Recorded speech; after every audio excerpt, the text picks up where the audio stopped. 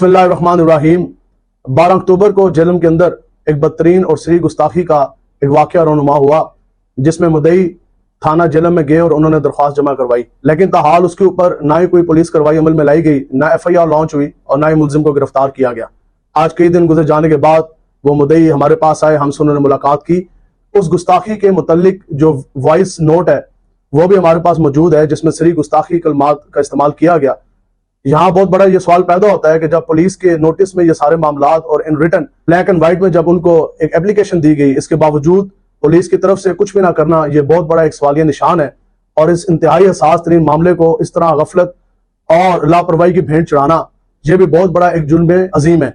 लिहाजा इस सूरत हाल में हमारी तरफ से ये वाज़ेह ऐलान है कि जेलम इंतजामिया 24 घंटे के अंदर अंदर मुलजिम गिरफ्तार करे, FIR दर्ज करे। जिनके नोटिस में ये सारे मामलात थे, जिनको एप्लीकेशन दी गई, फर्दर जिन जिन के नोटिस में आया लेकिन उन्होंने इसके ऊपर कोई कार्रवाई ना की, उनके खिलाफ फिर फॉर डिपार्टमेंटल इंक्वायरी हेल्ड की जाए।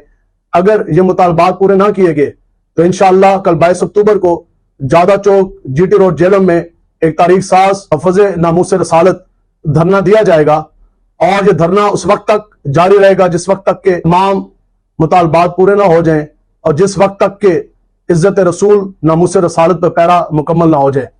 जेलम इंतजामिया और इदारे हमारी रवायात और हमारी तरबियत से और हमारी कॉल से भी बखूबी वाकिफ हैं।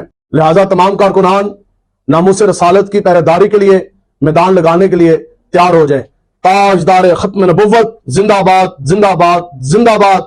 मन सब्बा नबीजन फक्त लो हो लब्बैक लब्बैक लब्बैक या रसूलल्लाह।